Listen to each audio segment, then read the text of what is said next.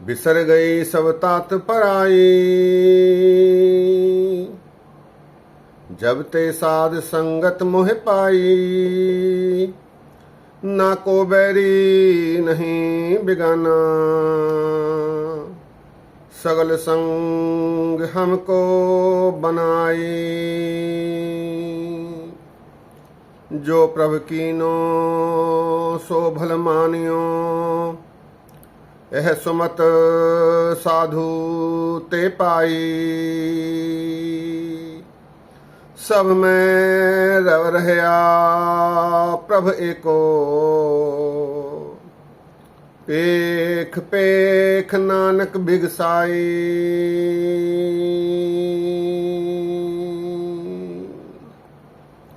सत्कार योग सत्संगियो, वाह गुरु जी का खालसा, वाह गुरु जी की फतेह। ये शब्द गुरु अर्जन देव जी महाराज जी का राग कानड़ा में गुरु ग्रंथ साहब जी में 1299 अंग पर शोभायमान है।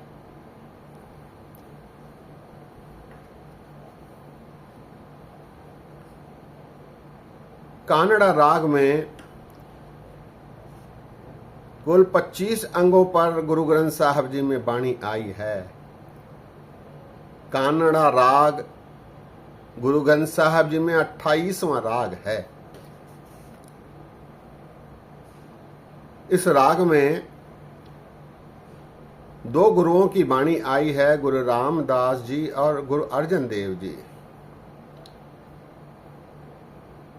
इसके साथ एक शब्द भगत नामदेव जी का भी आया है। गुरुओं के 69 शब्द हैं और एक बार गुरु रामदास जी की भी है। 69 शब्द जो आए हैं उनमें 6 अष्टपदियां हैं और एक छंत है, शेष शब्द हैं।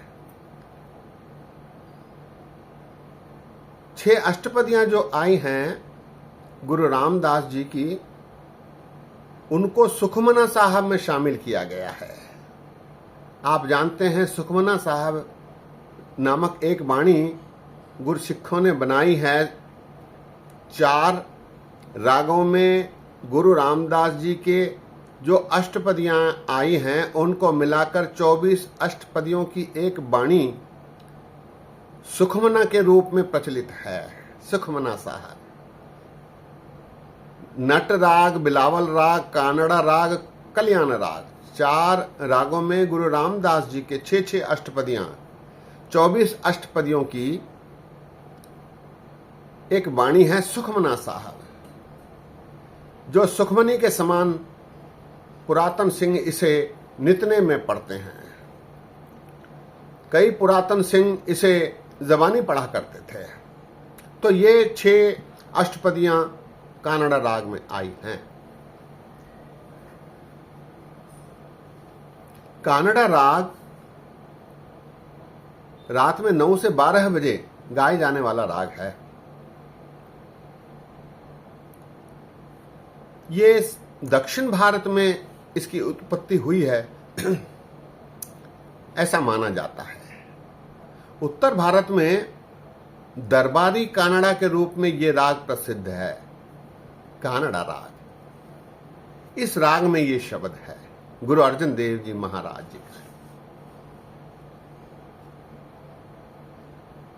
इस शब्द में जो 4 पंक्तियों का है, गुरु महाराज ने उस जीव की जो मनुष्य की योनि में आया है ऐसी अवस्था दर्शाई है, उसकी मनः स्थिति दर्शाई है जो कि सहजावस्था को प्राप्त कर चुका है, आनंदावस्था को प्राप्त कर चुका है। वो चौथे पद में है, नानक चौथे पद में सोजन गति पाए। सुखमनी साहब मनुष्य संसार में 4 अवस्थाएं प्राप्त करता है, राजसी, तामसी, सात्विकी। उसके बाद उसकी जो अवस्था बनती है वो तुर्यावस्था है, सहजावस्था है, और उसे गुरुमत में आनंदावस्था कहा गया है। चौथा पद, 3 अवस्थाएं पार करके जो मनुष्य तुर्यावस्था, सहजावस्था में पहुंचता है, तब उसकी मन स्थिति कैसी होती है, उसे कैसा अनुभव होता है, इसका दर्शन महाराज ने इन 4 पंक्तियों में कराया है। महाराज कहते हैं, बिसर गई सब तात पराई, जब ते साध संगत मोह पाई। ऐसी अवस्था प्राप्त करने पर उस मनुष्य को कोई अपना पराया नहीं लगता। वो सभी में परमात्मा को देखता है। सब गोविंद है, सब गोविंद है, गोविंद बिन नहीं कोई, ऐसा उसे महसूस होने लगता है। क्यों? क्योंकि वो सत्संगत में रहकर प्रभु का यशोगान करता है। जब ते साध संगत मोह पाए। सत्संगत कैसी जानिए, जिथै एको नाम वखानिए। एको नाम हुक्म है, नानक गुरमुख दिया बुझाए जिया। सत्संगत वो नहीं जो 4-5 लोग मिलकर गपशप करते हैं। सत्संग वो है जहां केवल प्रभु का यशोगान होता है, प्रभु का सिमरन होता है, उसका गुणगान होता है। बिसर गई सब तात पराई, जब ते साध संगत मोह पाए। मनुष्य जब से सत्संगत करने लगता है, सत्संग करने लगता है, फिर उसे अपने पराये का भेद नहीं महसूस होता। वो सभी अपने हैं ऐसा मानने लगता है। बिसर गई सब तात पराई, जब ते साध संगत मोह पाए। ना को बैरी नहीं बेगाना, सगल संग हमको बन आए। फिर उसे कोई बैरी नहीं लगता, कोई बेगाना नहीं लगता। ना को बैरी नहीं बेगाना, सगल संग हमको बन आए। सबके साथ वो सहज महसूस करता है। गुरु अर्जन देव जी कहते हैं कि ऐसी अवस्था वाले मनुष्य कहन कहावन कौ कई कीते, ऐसे जन बिरलो है सेवक, जो तत्व जोग को बेते। तत्व जोग अर्थात जिसने सहजावस्था प्राप्त की है। दुख नाही सब सुखी है रे, एक ही नेता। बुरा नहीं सब भला ही है रे, हार नहीं सब जीता। सोग नहीं सदा हरखी है रे, छोड़ नहीं किछ लेते। कह नानक जन हर हर हर है, कत आवे कत रमता।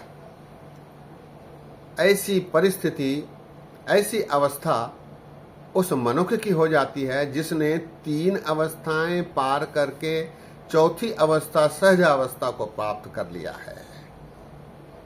राजसी, तामसी, सात्विकी से ऊपर उठकर वो तुर्यावस्था में, उसकी अवस्था ना को बैरी नहीं बेगाना, सगल संग हमको बने आए। फिर जो प्रभ कीनो सो भल मानियो, ऐ सुमति साधु ते पाए। सत्संग में रहकर, साधु अर्थात सत्संगियों का संग रहकर उसे ऐसा महसूस होता है कि जो भी हो रहा है वो प्रभु का किया हुआ है। हुक्म अंदर सब को बाहर हुक्म ना कोई। उसे, उसके मन में यह दृढ़ निश्चय हो जाता है कि परमात्मा ही सब अच्छा करवा रहे हैं। जो प्रभ कीनो सो भल मानियो, ऐ सुमत साधु ते पाई। क्योंकि वो सब में प्रभु को ही देखता है। जलस्तु ही, थलस्तु ही, नदिस्तु ही, नदस्तु ही। ऐसी उसकी अवस्था बन जाती है। ऐसी परिस्थिति में मनुष्य फिर कहने लगता है, जिमी जिमान के बिखे समस्त एक जोत है, न घाट है न बाढ़ है न घाट बाढ़ होत है, न हान है न बान है समान रूप जानिए, मकीन और मकान अप्रमाण तेज मानिए। वो सभी में परमात्मा की जोत देखता है। जो प्रभ कीनो सो भल मानियो, एह सुमत साधु ते पाई, फिर सब में रव रहया प्रभ एको, पेख पेख नानक बिगसाई। वो ऐसा मानता है कि प्रभु सभी में समाया हुआ है और उसे देखकर वो बिगसता रहता है, प्रसन्न होता रहता है, आनंदित होता रहता है। सब में रव रहया प्रभ एको, पेख पेख नानक बिगसाई। शब्द एक बार फिर। बिसर गई सब तात पराई, जब ते साध संगत मुह पाई, ना को बैरी नहीं बेगाना, सगल संग हमको बन आई। जो प्रभ कीनो सो भल मान्यो, है सुमति साधु ते पाई। सब में रव रहया प्रभ एको, पेख पेख नानक बिगसाई। सत्संगियों, ये हमारे भाग्य हैं। गुरु महाराज ने ऐसे मनुखों के भी दर्शन करा दिए हैं जो सहजावस्था को प्राप्त कर चुके हैं। ऐसे मनुख देखने पर दिखलाई नहीं देते, पर उनके दर्शन महाराज ने वाणी के माध्यम से करा दिया है। इनको खोजना पड़ता है। संसार में ऐसे मनुष्य विद्यमान हैं, लेकिन इन्हें खोजना पड़ता है। समय कम है, इस पर कुछ और विचार कर रहे थे, लेकिन 10-12 मिनट से ज्यादा दास आपको तकलीफ नहीं देना चाहता। फिर कभी समय मिला तो ऐसे मनुखों के बारे विचार करेंगे। आज यही विश्राम है। इतने वचन परवान करो। फतेह गजाओ। वाह गुरु जी का खालसा, वाह गुरु जी की फतेह।